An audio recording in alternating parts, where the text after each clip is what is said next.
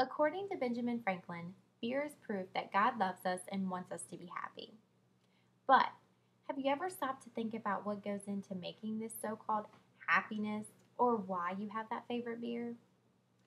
Having surpassed the legal drinking age of 21, I've had my fair share of experiences with beer and taken part in numerous beer tastings that have left me feeling like a self proclaimed beer expert.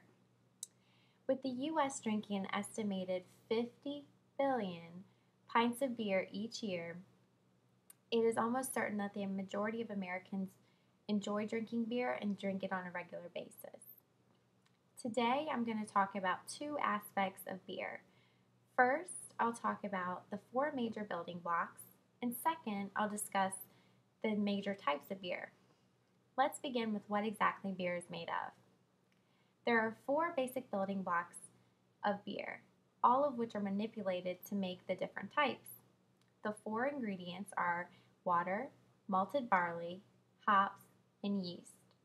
Using these ingredients, there are many factors that go into deciding what type of beer is made, including the type and amount of malt used, the type, amount, method used when adding the hops, the strain of yeast used to ferment the beer, and the specialty grains or malts added for flavor and color. That brings us to the major types of beers. There are two main types of beers, ales and lagers, as well as a hybrid of the two, specialty beers.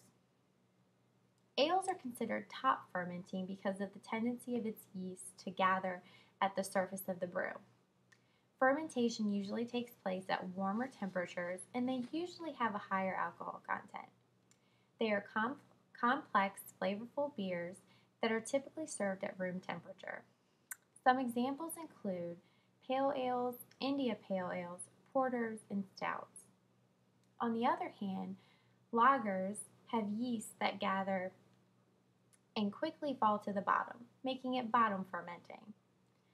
Fermentation usually takes place at cooler temperatures and they usually have lower alcohol content. They're considered clean and refreshing and are typically served cold. Some examples include American lagers, pilsners, and Oktoberfest. Then, specialty beers are considered a hybrid of the two main types.